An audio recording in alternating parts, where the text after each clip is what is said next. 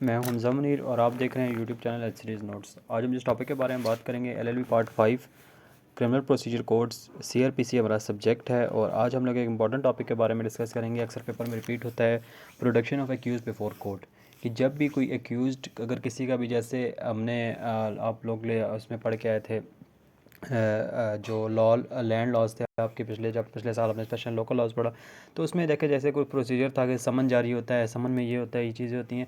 तो जो criminal side है ना, इस पर भी कुछ एक तरह की चीज़ें होती हैं कि जब आपने किसी एक्यूज को कोर्ट के अंदर बुलाना है तो उसके लिए क्या क्या प्रोसीजर होता है, किस किस तरह आप कोर्ट में किसी भी अगर कोई आपका क्रिमिनल है तो उसको आप कोर्ट में बुला सकते हैं। ठीक है, तो वो एक पूरा प्रोसीजर है, 3-4 मोड्स हैं इस चीज़ के, तो हम लोग वो डिस्कस करेंगे। सीआरपीसी का क्या कौन सा रेलेवेंट प्रोविजन है वो हम लोग डिस्कस करेंगे। Basically it general principle of the natural justice that no person man should be condemned unheard. अब जो जनरल प्रिंसिपल है नेचुरल जस्टिस का ये है कि कोई भी किसी बंदे को आप अनहर्ड सज़ा नहीं देंगे, बगैर सुने आपने सज़ा नहीं दी। नेचुरल जस्टिस में हम लोग पढ़ के आ चुके हैं। Every person is entitled to get information of such proceeding which may affect his legal rights. हर बंदे के पास ये राइट है कि वो अपने जो भी इसका राइट है, जो भी उसके खिलाफ कोई प्रोसीडिंग चल रही है या उसके बारे में उसको पता हो।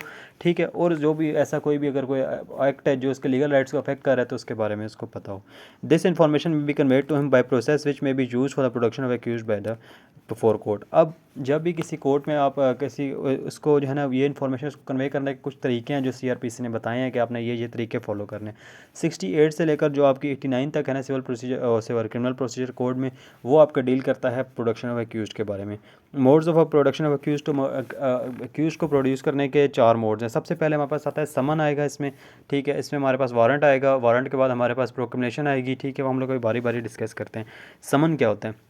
It is a return order of the order for appearance in court. ये एक बेसिकली रिटर्न ऑर्डर होता है, जैसे कि सिविल साइड पे आप समन जारी होता है, इसी तरह इसमें भी एक समन होता है। उस बंदे के घर पे समन जाता है कि आपके खिलाफ ये प्रोसीडिंग है, आप कोर्ट में आएँ। It is the simplest and common way to produce before the court. एक कॉमन वे है। ठीक है, summon is issued by the office of the from the office of the court of law requiring a person whom address to attend the court. ठीक है, एक समन basically जो आपके court होती है उधर से जारी होता है, इनके ऑफिस से जारी होता है ताकि कोर्ट में बुलाया जा सके। रिक्वेस्ट क्या होते हैं? समन कैसे होना चाहिए? रिटर्न होना चाहिए, समन साइंड होना चाहिए, सील होना चाहिए, इसके ऊपर कोर्ट की स्टैंप लगी होनी चाहिए। ठीक है, क्लियर स्पेसिफिक होना चाहिए, अपने टाइम प्लेस के बारे में, कब अटेंडेंस होनी है उसके बारे में।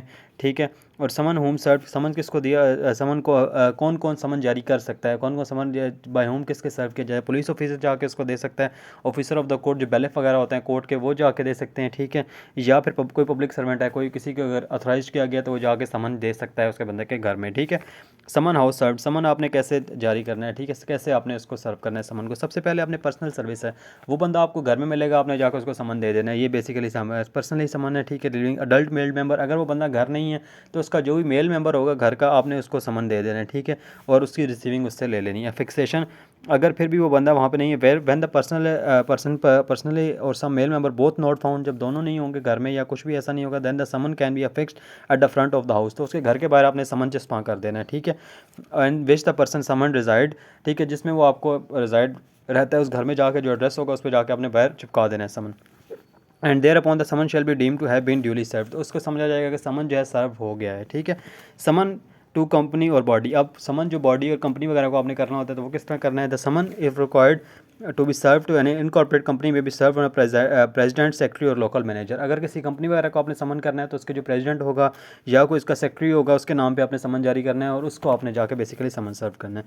समन to public servant, it if the summon is required public servant, ठीक है, it shall be sent to head office in which public servant is employed. अब अगर कोई मिनिस्ट्री ऑफ डिफेंस का बंदा है या कोई किसी मिनिस्ट्री का है, किसी पब्लिक सर्वेंट है ना कोई, उसके खिलाफ अगर आपने कहा तो उसका जो भी हेड ऑफिस होगा उस हेड ऑफिस में आप जाके समन जो है ना उस हेड ऑफिस के नाम पे सेंड करेंगे और हेड ऑफिस में बताएंगे कि हमें ये बंदा जी कोर्ट के अंदर चाहिए। ठीक है, ये बंदा इस कोर्ट में प्रोड्यूस हो। सर्विस आउटसाइड लोकल लिमिट्स, अब अगर लोकल लिमिट्स से बाहर, जैसे मतलब अगर रावलपिंडी में कोई बंदा है, ठीक है, रावलपिंडी की जज साहब है, उन्हें कोई बंदा मजिस्ट्रेट है उसको चाहिए। ठीक है, किसी बंदे की प्रोडक्शन चाहिए एक्यूज्ड की, और वो बंदा रहता है झेलम में या कहीं आउटसाइड डिस्ट्रिक्ट में रहता है, किसी भी लोकेशन लोकल लिमिट्स में उसमें नहीं आता। When the person required to be serve to summon is outside the jurisdiction of the court, it shall turn to the magistrate within a person resides in such magistrate shall summon the तो वो बंदा समन करेगा। आप देखें, अगर जैसे रावलपिंडी में अगर किसी मजिस्ट्रेट को अगर किसी के एक्यूज़ को चाहिए तो वो क्या करेगा, समन जारी करेगा जेलम वाले बंदे को, जेलम वाले जो है ना मजिस्ट्रेट साहब उनको कहेगा, और वो इसी तरह जो प्रोसीजर ऊपर हमने डिस्कस किया उसी तरह प्रोसीजर को फॉलो करते हुए समन जारी करेंगे, वहाँ से समन को सर्व करवाएंगे। ठीक है, अब सबसे पहले हमारे पास एक प्रोसीजर आ गया समन। ठीक है, समन से आप अगले बंदे को जो भी एक्यूज़ है उसको आप बुला सकते हैं। दूसरा है वारंट। अब अगर summon if the written document sign, it is a written document sign sealed by the court, ये बेसिकली एक रिटन डॉक्यूमेंट होता है, ये भी सील और साइन होता है। If the court man of compel to appearance, और ये बेसिकली एक वारंट एक जो होता है कंपेल का होता है, जहाँ पे समन सर्व हो गया और बंदा फिर भी नहीं आ रहा, फिर आपके वारंट निकलते हैं। ठीक है, वारंट जब निकलते हैं तो ये कंपेल बेसिकली आपको कर दिया जाता है कि वो कोर्ट आपको लेके कंपेल आप हो जाते हैं कि आपने आना ही आना है appearance. It means authority to arrest a person against whom the warrant is issue. और ये बेसिकली अब देखें, अगर किसी को किसी के खिलाफ वारंट जारी हुए हैं तो उसका ये होगा कि आप उसको अरेस्ट कर सकते हैं। ठीक है, जाके अरेस्ट करके उसको कोर्ट में प्रोड्यूस करें। सिर्फ ये इसलिए जारी होते हैं कि आपने उसको अरेस्ट करना है और अरेस्ट करके आपने कोर्ट में प्रोड्यूस कर देना है। ये इतना वारंट का इतना काम है, इससे ज़्यादा वारंट का कोई काम नहीं है। Request of the warrant, warrant क्या होता है कि ये कोर्ट इशू करती है, प्रिजाइडिंग ऑफिसर का साइन इसके ऊपर होने चाहिए, जो ऑफेंसेस इसके अंदर लगे हैं इसमें चार्ज होना चाहिए, इसे पता होना चाहिए कि ये जो ऑफेंसेस हैं, और must bear the name and designation of the person, उस बंदे का नाम और उसकी डेजिग्नेशन लिखा होना चाहिए कि कौन है, क्या मसला है। Warrant to whom by whom issue, warrant कौन इशू कर सकता है, मजिस्ट्रेट और court can issue warrant. Magistrate या आपका जो वारंट या आपका जो कोई भी ऑफिसर है कोर्ट का, या वो आपको कर सकता है warrant issue. Warrant home directed, किसको वारंट किस किस को इशू किए जा सकते हैं, वारंट पुलिस ऑफिसर को कहा जा सकता है या किसी और अथराइज बंदे को। अगर पुलिस ऑफिसर अवेलेबल नहीं है तो उसको वारंट देके कहा जा सकता है तुम जाके इसको अरेस्ट कर लो। ठीक है, जैसे कोई सिविल पुलिस वगैरह है या कुछ इस तरह के लोग हैं, तो कोई अथराइज लोग हैं तो उनको भी आप कह के जा सकते हैं कि आप उनको वारंट जारी कर सकते हैं कि यार ये मजिस्ट्रेट साहब के ये आपको इनका वारंट है, आप जाकर इनको अरेस्ट करके कोर्ट में प्रोड्यूस करें। काइंड्स ऑफ वारंट, दो तरह के वारंट होते हैं, एक आपके पास बेलेबल वारंट्स होते हैं और एक आपके नॉन बेलेबल वारंट्स होते हैं। अच्छा, the court may direct that if the person whose attendance is executive are bond with the different securities और his attendance before the court at specific time, the officer to home the warrant shall directly take the security and shall release the person from the custody. अच्छा, bailable warrant से होता है काबिल ज़मानत warrant और नाकाबिल ज़मानत warrant. देखिए, आपने कब अक्सर सुना होगा कि काबिल ज़मानत वारंट जारी हुए और नाकाबिल ज़मानत जारी हुए। ठीक है, काबिल ज़मानत जारी ये होते हैं कि अब किसी बंदे को पुलिस ऑफिसर को एक वारंट मिल गया, ठीक है, कि ये उस बंदे को आपने बी को जाके अरेस्ट कर लेना है, वो अरेस्ट कर लेता है बी को जाके। अब वो बी को जब वो बेलेबल वारंट होंगे ना तो बी को क्या है, वो कुछ श्योरिटी ले सकता है बी से, कोई श्योरिटी बॉन्ड वगैरह साइन करा सकता है, कोई दो अगर उसके पास कोई श्योरिटी वगैरह हैं बंदे, उनकी श्योरिटी पे उनकी श्योरिटी पे उसको छोड़ सकता है कि ठीक है मैंने तुम्हें अरेस्ट कर लिया, तुम ये वाली श्योरिटी मेरे पास इतने पैसों की श्योरिटी जमा करा दो।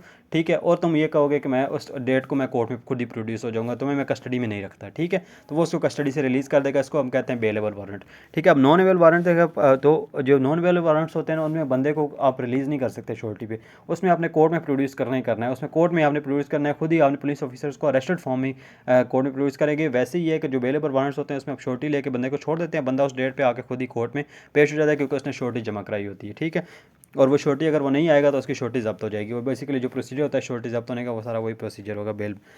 अच्छा, प्रोक्लेमेशन ऑफ एब्सकॉन्डर। ठीक है, where the summon and warrants could not serve the purpose. ठीक है, प्रोक्लेमेशन, अब प्रोक्लेमेशन बेसिकली एक ऐलान कराना होता है, कोई बंदा इश्तिहारी हो गया उसके लिए क्या मामलात हैं।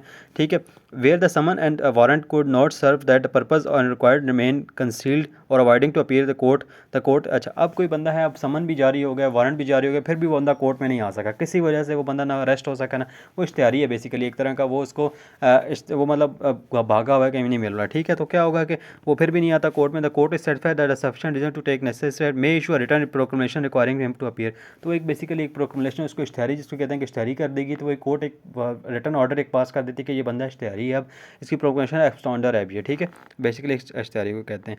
व्हाट इज प्रोक्लेमेशन, प्रोक्लेमेशन क्या होती है। Proclamation is a formal and public announcement, basically एक अनाउंसमेंट होती है, कोर्ट डिफरेंट जगह पे लगा देती है कि बंदा इश्तिहारी है, जहाँ भी नजर आए इसको कोर्ट में प्रोड्यूस करें, इसको बताएं कोर्ट में आई। About the person who is concealing avoiding himself to appear in the court, जो खुद नहीं कर रहा, नेम उसका एड्रेस होना चाहिए, ऑफेंस उसके किसके लिए उसको चाहिए उस चीज़ में वो लिखा होना चाहिए।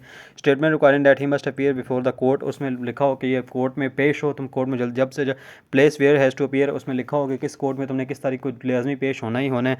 Date and which has to appear not less than 30 days, तो 30 डेज से कम टाइम के लिए होना चाहिए, 30 दिन के लिए तकरीबन उसके पास टाइम होना चाहिए कि आज वारंट जा रही है, 30 दिन के अंदर अंदर तुम कोर्ट में पेश हो। ठीक है, अब मोड ऑफ पब्लिकेशन। ठीक है। पब्लिकेशन के प्रोक्लेमेशन के क्या क्या मोड होते हैं, ठीक है। अब सबसे पहले प्रोक्लेमेशन पब्लिकली रीड होनी चाहिए। Publication should be publicly read some place village and town where the such person already reside. अब उसके गांव में जाके एक तरह का ऐलान करा दिया जाए कि यार ये एक बंदा है, ये इश्तिहारी है, ये यहाँ से भागा हुआ है। जब भी इसको जो बंदा ही मिले उसको ये बताए कि कोर्ट में 30 दिन के अंदर अंदर पेश हो, नहीं तो इसके खिलाफ कार्रवाई की जाएगी। अब फिक्सन है तो हम उसके घर में जहाँ पे वो रिजाइड करता था पहले, जहाँ पे कोई ऑर्डिनरी रिजाइड करता था, उधर जाके रिस्पॉन्ड कर दिया जाए। फिक्सन कोर्ट उस कॉपी, उसकी जो एक कॉपी है वो कोर्ट के बाहर पेश कर दी जाएगी। अगर कोर्ट के बाहर किसी बंदे को कोई और बंदा आता है, उसको पता चलता है, तो उससे रब्ता करे, उसको बताए कि उसको कोर्ट में जाना है, ठीक है। Written statement by the court, ठीक है। Written statement by the court issuing the proclamation to the effect that the proclamation was duly published and specified shall the date which shall be conclusive evidence. अच्छा, अब ये सब सारे procedure जब follow कर लिए गए तो एक कंक्लूसिव है ये, ठीक है। एक रिटन स्टेटमेंट कोर्ट के अंदर से होती है कि ये कंक्लूसिव एविडेंस है कि ठीक है हमने प्रोक्लेमेशन करा दी है, ठीक है। Attachment of personal absconding. अच्छा, अब ये बेसिकली ना अटैचमेंट होती है, इसकी प्रॉपर्टी जब्त करने की जो बात है कि अब वो अगर फिर भी अगर वो कोर्ट में नहीं आता, ठीक है, उसकी प्रोक्लेमेशन भी करा देगी, सारा कुछ कर दिया, तो law permits the court attach the property eventually in the non compliance of proclamation. अब प्रोक्लेमेशन होगी, उसके इश्तिहारीज़ को करार दिया, उसके फिर भी वो नहीं आता तो उसकी प्रॉपर्टी कैसे जब्त कर ली जाएगी, ठीक है। तो वो हम देखते हैं। That is the punishment to defaulter, उसको डिफॉल्टर के पनिशमेंट देंगे। Section 88 of the code of criminal procedure permits the court to attach either the movable और immovable property of the absconder, ठीक है। तो ये वो बंदा होगा एब्सकॉन्डर की, जब प्रॉपर्टी जो इश्तिहारी बंदा होगा उसकी प्रॉपर्टी को जब्त कर लीजिएगा। मूवेबल भी हो सकती है, इमूवेबल भी हो सकती है, ठीक है। This action can be taken without awaiting the completion of the time of his appearance. This action can be taken without awaiting the completion of the time for his appearance। तो ये अगर उसका टाइम अगर completion उसका नहीं हुआ, 30 दिन नहीं भी हुआ, तो उससे पहले पहले भी अटैचमेंट कर दी जा सकती है ताकि वो आगे कोर्ट में अपीयर हो जाए। जैसे अपीयर होगा तो उसको छोड़ दी जा सकती है, वो प्रॉपर्टी को छुड़वा सकता है अपनी, ठीक है। It should be noted that the jointly owned property can not be attach. अब वो वाली प्रॉपर्टी अटैच होगी जिसका वो सोल ओनर होगा, जिसका वो जॉइंटली ओनर होगा वो अटैच नहीं होगी प्रॉपर्टी, ठीक है।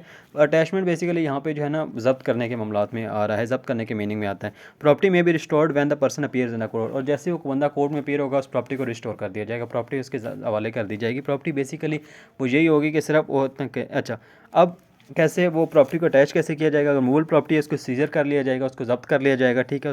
उसका रिसीवर अपॉइंट कर लिया जाएगा उसका, ठीक है। By an order of writing prohibiting delivery of the such property to book leaven person any on his behalf, और एक रिटर्न ऑर्डर जारी कर दिया जाएगा कि उस बंदे को इस प्रॉपर्टी से कोई लेना देना नहीं है। वो बंदा इस प्रॉपर्टी से कोई भी गेन वगैरह कोई प्रॉफिट वगैरह नहीं ले सकता, उसका रिसीवर अपॉइंट होगा वो लेगा, ठीक है। और उसको इसका पोजेशन वगैरह कोई भी चीज़ उसको नहीं दी जाएगी, ठीक है। इमूवेबल प्रॉपर्टी है उसमें भी उसका पोजेशन ले लिया जाएगा ज़मीन का, ठीक है। वहाँ पे कोई रिसीवर अपॉइंट कर लिया जाएगा और एक ऑर्डर कर लिया जाएगा कि उसका जो रेंट वगैरह है वो वहाँ से वो बंदा नहीं ले सकता, उसको वहाँ से कोई रेंट प्रॉफिट वगैरह कोई भी चीज़ नहीं दी जाएगी, ठीक है। तो ये हमने देखा। अच्छा, restoration of the attach property. अब रिस्टोरेशन कैसे होगा अटैच प्रॉपर्टी के ऊपर रिस्टोरेशन के? If within 2 year from the date of attachment, अब 2 साल के अंदर अटैचमेंट जब हुई उससे 2 साल के अंदर the person whose property is attach appears in the court, और वो कोर्ट में अपीयर हो जाता है और satisfy the court that he was not absconding, और वो कोर्ट में बता सकता है कि मैं कहीं भागा नहीं था, मेरे साथ तो कोई ज़्यादती हो गई थी या मेरे साथ वो कोई ऐसा हादसा हो गया था जिसकी वजह से मैं कोर्ट में पेश नहीं हो सका, और he had not receive any notice, या उसको कोई नोटिस वगैरह नहीं हुआ, then he attach property will be restored and given to है। तो उसकी जो रिस्टोर प्रॉपर्टी है, वो जो अटैच प्रॉपर्टी है उसको रिस्टोर कर दी जाएगी। तो ये हमने प्रोडक्शन के देखे कि कैसे कैसे कोर्ट के अंदर बंदे को लेके आया जा सकता है, ठीक है। 4-5 तरीके हैं, पूरा प्रोसीजर है कि कैसे आपने पहले समन जारी करने हैं, फिर वारंट जारी करने हैं, फिर प्रोक्लेमेशन होगी, प्रोक्लेमेशन फिर अटैचमेंट ऑफ द प्रॉपर्टी होगी, ठीक है। तो ये 4-5 चीज़ें थी। Thank you very much.